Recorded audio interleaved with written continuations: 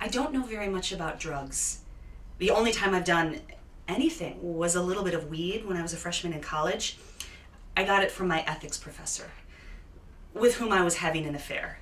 Totally not ethical, I know, but in the moment, I was in the moment.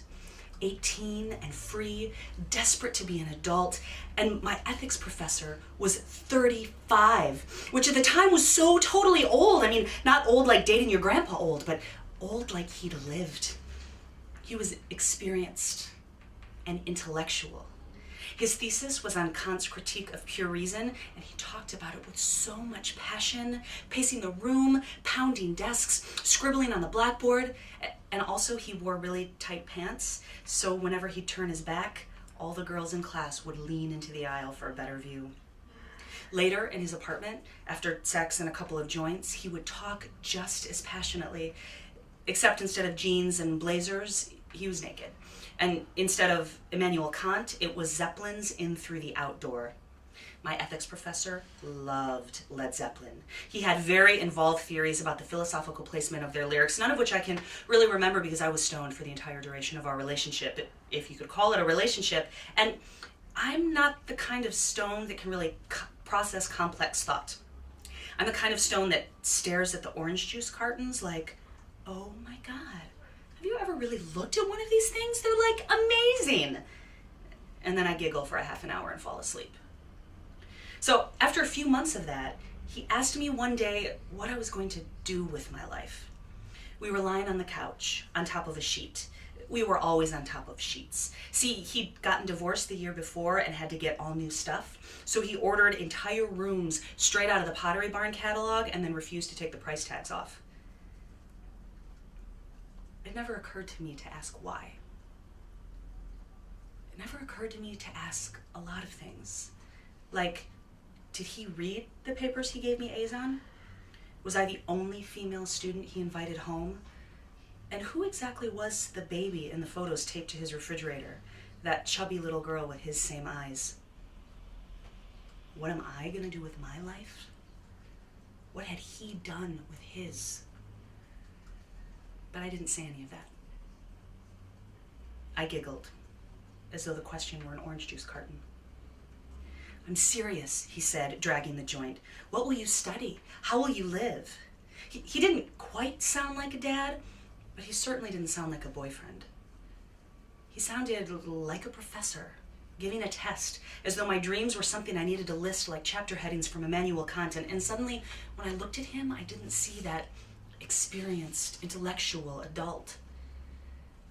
I saw a guy with a receding hairline. What I'd like to do, I said, and he leaned forward, excited. This was the first and last time he ever really listened to me. I'd like to sing with Led Zeppelin, I said. And then I giggled for a half an hour and fell asleep.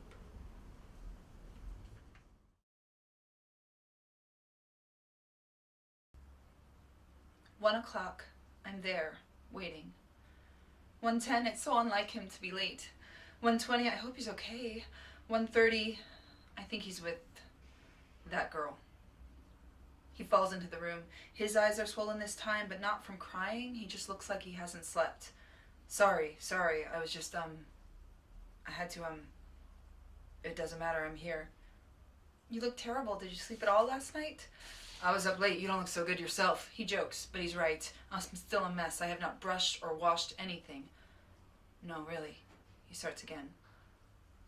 Are you okay? He asks. He stammers. He hasn't looked at me yet. Are you? Yeah. Good. I lie. Let's work. So, God, we're in the scene. Okay, you snuck out of bed and Portia comes to find you and says, I look down at my script. Brutus, my lord. I bite my tongue after hearing myself call him lord. And you say, Portia, what mean you? Wherefore rise you now? It is not for your health thus to commit your weak condition to the raw, cold morning. He touches my face when he says that. I freeze, afraid if I move, he'll take his hand away. I suddenly notice the silence in the room, and I realize it's my line. I look down at the paper in my hand. No, for yours neither. You have ungently, Brutus, stole from my bed. And when I say this, his hand moves down my face, across my neck, and into the back of my collar. My spine gets hot. Stay professional, I prompt myself, and I continue. And yesternight at supper you suddenly arose and walked about, musing and sighing with your arms across. He breaks from me, and I nearly fall off my chair as he shoots to the far corner of the room, extending an arm to each wall, holding himself up. All I'm getting is his back, and I can't tell if he's Brutus or himself, and I try to keep going. And when I asked you what the matter was, you stared upon me with ungentle looks, and he does. He gives me this look that's hard and far away, like he knows something I don't, and is driving me crazy. What? I shout, very much lacking the professionalism I have been going for thus far. What? He walks to the huge window that covers the whole south-facing wall and starts to speak to his reflection as if he's speaking to me. Did I tell you I have to leave early today? No, I reply, clearly annoyed. You got here late and you're leaving early? Yeah, he says. Then he walks across the room to me and meets my eyes. I'm really sorry. I'm not sure if he's talking about the rehearsal or the breakup. It won't happen again. And I still don't know which one he's talking about. He grabs his bag quick, like he's stealing it, and heads out the door on fast forward. Standing alone in the middle of the room with nothing but papers in my hands, you will not cry, I order myself. It is so stupid to spend all this time crying over a boy, even if he's the boy. My whole body is trembling, as if the temperature in the room just dropped to sub-zero. Work, you'll work. I pace around the room, intentionally stomping through the space that he was standing in. Is Brutus sick? I ask my own reflection in the window. Is it accepted I should know no secrets that appertain to you? I yell at the closed door, daring him to be on the other side. Dwell I but in the suburbs of your good pleasure, if it be no more Portia's Brutus harlot, not his wife. And apparently I am not the only one standing on the edge. Portia is losing it too. I mean, one minute she's talking about how sick she feels. The next moment she's all, I'm your woman. Don't you think I'm hot anymore? Proclaiming, let me get down on my knees and prove to you how hot I am. And then she's all, I'm a warrior. I'm tougher than any dude. And then she hikes up her skirt, slaps his hand on her thigh and announces, oh, by the way, Brutus, just to prove to you how loyal I am, I took a dagger and I slashed my thigh open right in the soft fleshy part. And I'm all like, what the fuck am I doing? Now, Portia. Me.